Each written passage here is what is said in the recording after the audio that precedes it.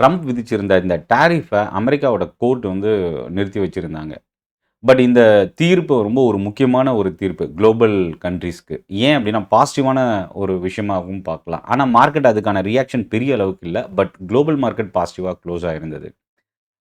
Asian market positive opening. நம்ம Indian மார்க்கெட்டும் ஒரு நியூட்ரல் டூ பாசிட்டிவ் ஒரு ஸ்மால் பாசிட்டிவோட ஓப்பன் ஆகி கொஞ்சம் ஸ்ட்ரென்தன் ஆயிருக்கு. அதுக்கு என்ன காரணம் அப்படின்றதையும் நம்ம அடுத்து பார்க்கலாம். இன்னையோட போஸ்ட் மார்க்கெட் வீடியோல. அ இந்த தீர்ப்பு வந்து பாசிட்டிவா இருந்தும், அதுக்கான ரியாக்ஷன் குறைவா இருந்ததுக்கான ரீசன், இந்த தீர்ப்பை இப்போதைக்கு நிறுத்தி வச்சிருக்கிறாங்க மேல்முறையீடுக்காக. ஸோ அதனால அடுத்த மேல்முறையீடு போகும்போது, அதுக்கான டைம் டியூரேஷன் அத வந்து அடுத்து என்ன தீர்ப்பு குடுக்க போறாங்க அப்படின்றத பொறுத்து, அதுக்கான ரியாக்ஷன் இருக்கும் அப்படின்னு சொல்லலாம். இன்னொரு பக்கம் வரும்போது, அ அமெரிக்காவோட டாரிஃப் 50% டாரிஃப் ஹையஸ்ட் டாரிஃப் அப்படின்னு சொல்லலாம் ஏசியன் கண்ட்ரீஸ்ல இந்தியாவுக்கு. இந்த டாரிஃப்னால ஒரு பெரிய பாதிப்பு இருக்கு. ஆனா, இந்தியா ஒரு டைவர்ஷன் எடுத்திருக்கு அப்படின்னு கூட சொல்லலாம். யூரோப் யூனியனோட எஃப்டிஏ அக்ரீமெண்ட் சைன் பண்ணியிருக்கிறது. இந்த பக்கம் ஏசியால பார்த்தீங்கன்னா, ஜப்பான் மீட்டிங், அ சைனாவோட பிரதமர மீட் பண்றது. ஸோ இது எல்லாமே வந்து பார்த்தீங்கன்னா, அடுத்தடுத்த ஒரு இம்பார்ட்டன்ட் கீ ட்ரிகரா நம்ம பார்க்கலாம். ஒரு பாசிட்டிவ் இம்பாக்ட்டா பார்க்கலாம். இன்னொரு 3வது விஷயம் மார்க்கெட்க்கு இந்த GST reformation. So GST tax குறைக்கிறது இம்மீடியட்டா பெரிய அளவுக்கு ஒரு பாசிட்டிவ் ரியாக்ஷன் இருக்கும். ஏன்னா இந்த டாரிஃபோட இம்பாக்ட் உடனடியா பெரிய பாதிப்பு ஏற்படுத்தல அப்படின்னாலும், பட் இது நாள் ஆக ஆக பெரிய அளவுக்கு ஒரு நெகட்டிவ் இம்பாக்ட்ட கிரியேட் பண்ணும். பட் இந்த ஜிஎஸ்டி இந்த டாரிஃப்னால பாதிப்படையக்கூடிய இண்டஸ்ட்ரிக்கு கவர்மெண்ட் பெனிஃபிஷியல் வந்து கொஞ்சம் ஒரு ஆறுதலான விஷயமா பார்க்கலாம். ஸோ இதெல்லாமே இப்போ நம்ம இந்தியன் மார்க்கெட்டுக்கான அடுத்தடுத்த பாசிட்டிவ் அண்ட் நெகட்டிவ்னு கூட சொல்லலாம். ருப்பி லாஸ்ட் வீக் வந்து பார்த்தீங்கன்னா, டாலருக்கு அகைன்ஸ்டா வரலாறு காணாத லோ. அதிலிருந்து ஒரு recovery. Gold record high last week முடியும்போது வெள்ளிக்கிழமை. ஸோ இதெல்லாமே வந்து அடுத்தடுத்த ஃபேக்டர்ஸ். கோல்டு இன்க்ரீஸ் ஆகிறது இந்தியன் மார்க்கெட்டுக்கு ஒரு பெரிய இம்பாக்ட்டை கிரியேட் பண்ணாது. ஆனா ருப்பி ரெக்கவரி இந்தியன் மார்க்கெட்டுக்கு ஸ்ட்ரென்தன் குடுக்கும் ஒரு பக்கம். க்ரூட் ஆயில் இன்க்ரீஸ் ஆச்சுன்னா, அது மார்க்கெட்டுக்கு ஒரு ஸ்மால் செட்பேக்காகவும் பார்க்கலாம். ஸோ இதெல்லாமே குளோபல் ஃபேக்டர்ஸ் இந்தியன் மார்க்கெட்டை எந்த அளவுக்கு இம்பாக்ட் கிரியேட் பண்ணும். இன்னொரு விஷயம் எஃப்ஐஎஸ். எஃப்ஐஎஸ் வந்து ஒரு பாசிட்டிவ் சென்டிமெண்ட்டோட நம்ம மார்க்கெட்டை அப்ரோச் பண்ணும்போது, மார்க்கெட்டில் ரெக்கவரியும் ஒரு ஸ்ட்ரென்த்தனும் இன்னும் கிடைக்கும்.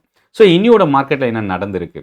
ஆட்டோ சேல்ஸ் டேட்டா, முக்கியமா ஆகஸ்ட் மந்தோட சேல்ஸ் டேட்டா ரொம்ப ஒரு ஸ்ட்ராங்கான பாசிட்டிவ் சென்டிமெண்ட் குடுத்துருக்குன்னு சொல்லலாம் இன்வெஸ்டார் லெவல்ல. ஏன்னா most of the auto companies அது 2 வீலரும் சரி, 4 வீலரும் சரி ஒரு பாசிட்டிவ் ரியாக்ஷன் குடுத்துருக்கு. இன்னைக்கு இதில வந்து ஆட்டோ செக்டார் தான் வந்து டாப் செக்டோரல் கெய்னரா இன்னைக்கு முடிஞ்சிருக்கு. மோர் தென் 2%, 2.8% ஆட்டோ செக்டார் இன்க்ரீஸ் ஆயிருக்கு. 2வது இடத்துல எலக்ட்ரானிக்ஸ் மேனுஃபேக்சரிங் கம்பெனி. அ சைனாவோட மீட்டிங் பிரைம் மினிஸ்டர் மோடியும், சைனாவோட சைட்ல மீட்டிங் நடக்கிறது. எலக்ட்ரானிக்ஸ் மேனுஃபேக்சரிங்ல இருந்து ஏதாவது டீல் க்ளோஸ் ஆகுறதுக்கு வாய்ப்பு இருக்கு அப்படின்ற ஒரு news. Electronics manufacturing companies Dixon, Kaynes, Amber Enterprises இந்த ஸ்டாக்ஸ்லாம் இன்னைக்கு ரொம்ப ஒரு ஸ்ட்ராங்கான வால்யூமோட இன்க்ரீஸ் ஆச்சு. So consumer durable more than 2%. So இப்போ இந்த 2 இண்டெக்ஸ் தான் இன்னைக்கு மார்க்கெட்டை ட்ரைவ் பண்ணியிருக்கு. அடுத்தது பார்த்தீங்கன்னா மெட்டல் இண்டெக்ஸ், ஐடி இண்டெக்ஸ். இது வந்து 1.5%க்கு மேலே இந்த 2 செக்டார் இன்க்ரீஸ் ஆயிருக்கு. இப்போ நிஃப்டி 50ல வரலாம். இதில் நம்ம முக்கியமாக கவனிக்க வேண்டியது என்னென்னா, நிஃப்டி 50ல 8 ஸ்டாக் மட்டும் தான் இன்னைக்கு நெகட்டிவாக க்ளோஸ் ஆயிருக்கு. மற்ற 42 ஸ்டாக் இன்னைக்கு வந்து நிஃப்டி 50ல பாசிட்டிவாக க்ளோஸ் ஆயிருக்கு. இன்னைக்கு டாப் கெய்னர்லேயே பார்த்தீங்கன்னா ஆட்டோ ஸ்டாக்ஸ் தான் லீட் பண்ணியிருக்கு. Bajaj auto, Mahindra and Mahindra, hero motor, Eicher motor, Tata motor மொத்தம் 5 ஸ்டாக்கு நிஃப்டியில் டாப் கெய்னராக முடிஞ்சிருக்கு. 3%க்கு மேலே. இதை தாண்டி ட்ரெண்ட் லிமிடெட், ஜொமேட்டோவோட பேரண்ட் எட்டர்னல், ஓஎன்ஜிசி இந்த ஸ்டாக்ஸ்லாம் மோர் தென் 2% இன்க்ரீஸ் ஆயிருக்கு. ITC, Sun Pharma more than 1% Nifty 50ல இறங்கியிருக்கிற 2 ஸ்டாக்கு. நிஃப்டி 50யை தவிர்த்து பிராட் மார்க்கெட்டில் பார்த்தீங்கன்னா 3 இண்டெக்ஸ் ரொம்ப ஸ்ட்ராங்கான வால்யூம் ப்ளஸ் நல்ல recovery. 1 mid cap, 2 small cap, 3வது Nifty next 50 index. Nifty next 50 பார்த்தீங்கன்னா 45 ஸ்டாக் பாசிட்டிவாக இருந்தது. 4%க்கு மேலே 2 ஸ்டாக். ஒன்று ஸ்விக்கி, இன்னொன்று மதர்சன். அடுத்து வந்து பார்த்தீங்கன்னா சிஜி பவர் நியூஸ் இம்பாக்ட்னால இன்னைக்கு இன்க்ரீஸ் ஆயிருக்கு. REC limited, Havells, power finance இந்த 3 ஸ்டாக்கும் நியர்லி 3 to 4% இன்னைக்கு பாசிட்டிவாக இருந்தது. பஜாஜ் ஹோல்டிங் நிஃப்டி நெக்ஸ்ட் 50ல டாப் லூசராக முடிஞ்சிருக்கு. மிட் கேப், மிட் கேப்பில் இன்னைக்கு வந்து 16% இன்க்ரீஸ் ஆகி முதல் இடத்துல இருக்கிற stock Ola electric.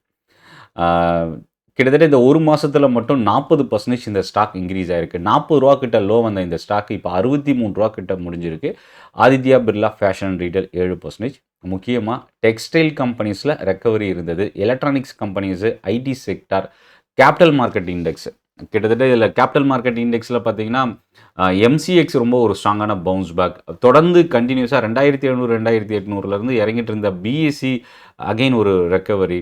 So capital market ஸ்டாக்ஸ்லேயும் பையிங் அதிகமாக இருந்தது. ரயில்வே ஸ்டாக்ஸு முக்கியமாக ஆர்விஎன்எல் இன்னைக்கு 4% இன்க்ரீஸ் ஆகிருந்தது. ஷிப்பிங் கம்பெனிஸில் கொச்சின் ஷிப்யார்ட், இதில் கேபிட்டல் மார்க்கெட்டில் பார்த்தீங்கன்னா ப்ரோக்கரேஜ் கம்பெனிஸ்லேயும் இன்றைக்கி பையிங் ரொம்ப ஸ்ட்ராங்காக இருந்தது.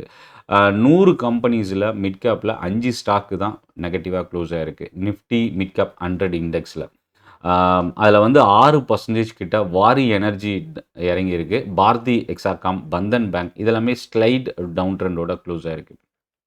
ஸ்மால் கேப்பில் 5%க்கு மேலே 6 கம்பெனிஸ் இன்க்ரீஸ் ஆகிருக்கு. கெய்ன்ஸ் டெக்னாலஜிஸ், ரைட்ஸ் வந்து ஆர்டர் ரிசீவ் பண்ணியிருந்தது. ஷிப்பிங்கில் பார்த்தீங்கன்னா GRSC more than 5%, KFin tech, gold record ஹையை பிரேக் பண்ணியிருக்கிறதுல முத்தூட் ஃபினான்ஸும் மணப்புறமும் ரொம்ப ஒரு ஸ்ட்ராங்கான ரெக்கவரி. அதில் மணப்புறம் 5% கிட்ட இன்க்ரீஸ் ஆகிருக்கு. டிஃபென்ஸ் ஸ்டாக்ஸில் டேட்டா பேட்டர்ன் மோர் தென் 4% இன்னைக்கு இன்க்ரீஸ் ஆகிருக்கு.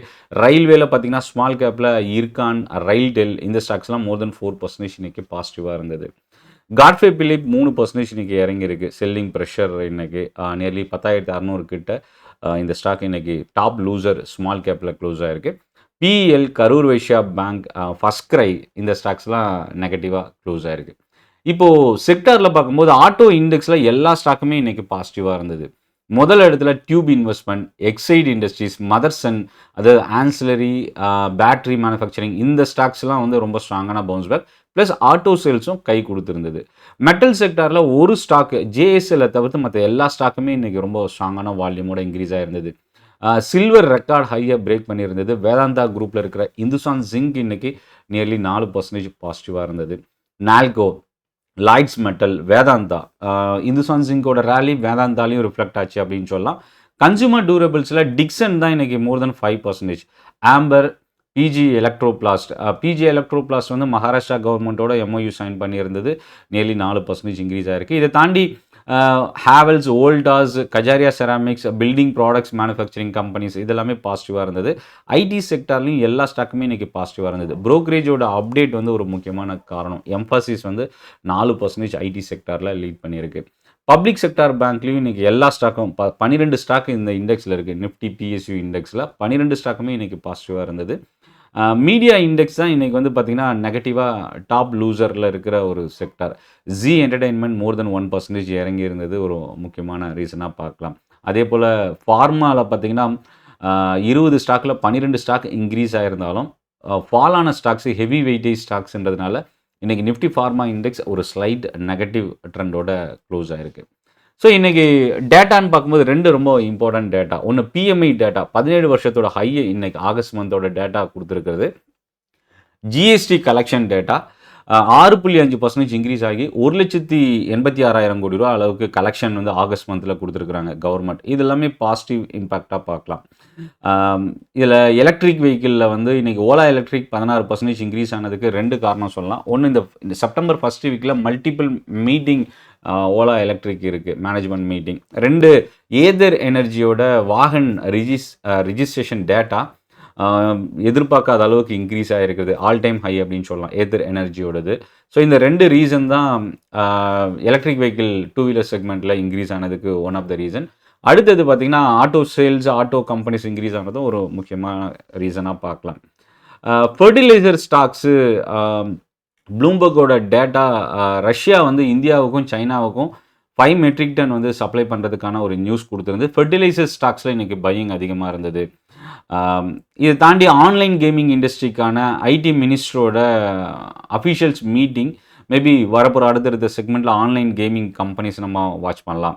டாடா மோட்டாரோட சேல்ஸு, மாருதி எல்லாமே வந்து பார்த்திங்கன்னா எதிர்பார்த்ததை விட ஒரு ஸ்லைட் பெட்டர் ட்ரெண்ட். ஆனால் நியூஸ்ன்னு பார்க்கும்போது அசோக் லேலனோட பார்ட்னர்ஷிப் டீல் சைனா பேஸ்டு கம்பெனியோட அகைன் நாளைக்கு நம்ம வாட்ச் பண்ணலாம். கேபிட்டல் மார்க்கெட் ஸ்டாக்ஸில் வந்து ஆனந்த் ரெடி ரொம்ப ஸ்ட்ராங்காக பர்ஃபார்ம் பண்ணக்கூடிய ஒரு ஸ்டாக்கு. வால்யூம் 20 டே ஆவரேஜை கிராஸ் பண்ணியிருக்கு. ஜைடஸ் வெல்னஸ் இன்றைக்கி 8%. யூகே கம்பெனி மூலயமா டேக் ஓவர் பண்ணுறது மூலயமா யூகே யூரோப் யூனியனில் வந்து இவங்களோட பிஸ்னஸ் எக்ஸ்பென்ஷனுக்கான ஒரு நியூஸு. ஜைடஸ் வெல் 8%க்கு மேலே. அதே மாதிரி ஆர்பிபி இன்ஃப்ரா 20% இந்த ஸ்டாக்கு. பிஹெச்ஏலேருந்து ஆர்டர் ரிசீவ் பண்ணது இன்ட்ராடேல இன்க்ரீஸ் ஆகிருந்தது. என்எம்டிசியோட ஆகஸ்ட் மந்தோட பிஸ்னஸ் அப்டேட்டு நாளைக்கு நம்ம கவனிக்கலாம். நூவோகோ விஸ்டாஸ் சிமெண்ட் கம்பெனி 200 கோடி ரூபா எக்ஸ்பென்ஷனுக்கான நியூஸ் கொடுத்துருந்தது. அதானியோட சோலார் பவர் ப்ராஜெக்ட் ஆப்ரேஷனலில் எடுத்துகிட்டு வந்திருக்கிறது குஜராத்தில். மொபிக்விக் இன்னைக்கு இன்ட்ராடேல 12% கிட்ட இன்க்ரீஸ் ஆச்சு. வால்யூம் பார்த்திங்கன்னா ரொம்ப ஹையஸ்ட் வால்யூம் டேர்ன் ஆயிருக்கு. கெய்ன்ஸ் டெக்னாலஜிஸ் பிஸ்னஸ் அப்டேட் கொடுத்துருந்தது ஒரு முக்கியமான ரீசன். இன்றைக்கி மோர் தென் 3 to 5% இன்க்ரீஸ் ஆனது. ப்ரீமியர் எனர்ஜி 2700 கோடி ரூபாக்கான ஆர்டர் ரிசீவ் பண்ணியிருந்தது. பட் ஆனால் எனர்ஜி பேஸ்டு கம்பெனிஸ் இன்றைக்கி கொஞ்சம் வீக்காக இருந்ததுன்னு சொல்லலாம். ஸ்டெர்லைட் டெக்னாலஜி இன்றைக்கி அமெரிக்காவோட கோர்ட் கொடுத்துருந்த வேர்டிக்ட் வந்து பார்த்திங்கன்னா கம்பெனிக்கு அகெயின்ஸ்டாக நியர்லி 6% இன்றைக்கி இன்ட்ராடேல ஃபால் ஆச்சு. மோதிலால் ஆஸ்வால் சுஸ்லானுக்கான அப்டேட் 42% பொட்டன்ஷியல் அப்சைட் மொமெண்டம் கொடுத்துருக்குறாங்க. ஸோ இதெல்லாமே இன்றைக்கி ஒரு பாசிட்டிவ் இம்பாக்ட் இருந்த ஸ்டாக்ஸ்ன்னு பார்க்கலாம். பிஎம்எல் ஆர்டர் ரிசீவ் பண்ணுறது. ஆர்பிஎல் பேங்க் 3000 கோடி ரூபா ஃபண்ட் ரைசிங் 2% பாசிட்டிவ். டோரன் பவரும் ஆர்டர் ரிசீவ் பண்ணியிருந்தது. இன்றைக்கி ஓப்பனிங்கில் 3% பாசிட்டிவாக இருந்தது. என்சிசி 788 கோடி ரூபாக்கான order 3%. RITES limited order receive பண்ணியிருந்தது. கிட்டத்தட்ட 6% இன்க்ரீஸ் ஆகிருந்தது. நியோஜென் ஜாயின் வெஞ்சர் ஜப்பான் கம்பெனியோட 3% பாசிட்டிவாக இருந்தது. ஆனால் இதில் நெகட்டிவ்னா வோடஃபோன் ஐடியா சப்ஸ்கிரைபர் லாஸ் பண்ணியிருக்கிற டேட்டா. பட் ஆனால் இன்றைக்கி வோடஃபோன் ஐடியா பெரிய அளவுக்கு நெகட்டிவ் இம்பாக்ட் இல்லை அப்படின்னு சொல்லலாம். ஸோ இதெல்லாமே இன்றைக்கி மார்க்கெட்டில் இருந்த நியூஸாக பார்க்கலாம். இப்போ மார்க்கெட் என்ன டைரக்ஷன், அடுத்து என்னென்ன சேலஞ்சஸ் இருக்குது. சைனாவோட ரிலேஷன்ஷிப்பில் மறுபடியும் ரினியூவல் பண்ணியிருக்கிற இந்தியாவுக்கு அமெரிக்கா அகெயின் என்ன செக் வைக்க போகிறாங்க. ஏன்னா சைனாவோட க்ளோஸாக போகிறாங்க இந்தியா அப்படின்னாவே அது அமெரிக்காவுக்கு ஒரு பெரிய செட்பேக்காக இருக்கும். ஸோ அந்த மாதிரி வரும்போது அமெரிக்கா அதை எப்படி ரியாக்ட் பண்ண போகிறாங்கன்றது ஒரு பெரிய சேலஞ்சாகவும் பார்க்கலாம். 2, அமெரிக்காவோட கோர்ட் இந்த டேரிஃபை விட்ரா பண்ணுறது மறுபடியும் மேல்முறையீடுலையும் இதை கன்ஃபார்ம் பண்ணுறாங்கன்னா அது குளோபல் மார்க்கெட்டுக்கு ஒரு பெரிய ப்ளஸ்ஸாக இருக்கும். அது ஆனால் அது எப்போ வரப்போகுது, அதுக்கான டைம் டியூரேஷன் என்ன, அதெல்லாமே வந்து இன்னும் ஒரு கிளியர் ஐடியா இல்லை அப்படின்னு சொல்லலாம். ஸோ அதனால் இப்போதைக்கு வந்து பார்த்திங்கன்னா இது ஒரு பாசிட்டிவ் சென்டிமெண்ட். இன்னியோட மார்க்கெட் ட்ரெண்டு டெக்னிக்கலாக பார்க்கும்போது நிஃப்டி வெள்ளிக்கிழமையோட ஹையை பிரேக் பண்ணியிருக்கு. ஆனால் பேங்க் நிஃப்டி பிரேக் பண்ணல. But Nifty and bank Nifty ஒரு ஃபுல் பாடி புல்லிஷ் கேண்டலாக ஃபார்ம் ஆகிருக்கு. ஸோ தொடர்ந்து கண்டினியூஸாக இறங்கி ஒரு புல்லிஷ் கேண்டல் ஃபுல் பாடியோட ஃபார்ம் ஆகுது அப்படின்னா அது ஒரு நியூட்ரல் ட்ரெண்டு, ஒரு கன்சாலிடேஷனுக்கான ஒரு ஸ்டார்டிங் பாயிண்ட்டாக டெக்னிக்கலாக இந்த இடத்துல நம்ம பார்க்கலாம். அந்த 24,600 அபவ் நிஃப்டி க்ளோஸ் ஆகிருக்குது. ஸ்ட்ரென்தன் கொஞ்சம் அகைன் கிடைக்கிறதுக்கான வாய்ப்பு இருக்குது. பட் எஃப்ஐஎஸ் வந்து அகைன் அவங்களோட சென்டிமெண்ட் பையிங் ஸ்டேஜில் டேர்ன் ஆகும்போது அதை மார்க்கெட் மறுபடியும் ஒரு பவுன்ஸ் பேக் 25,000 கிராஸ் பண்ணுறதுக்கும் அதை ரீச் பண்ணுறதுக்கும் ஹெல்ப் பண்ணுறதுக்கான வாய்ப்பு இருக்குது.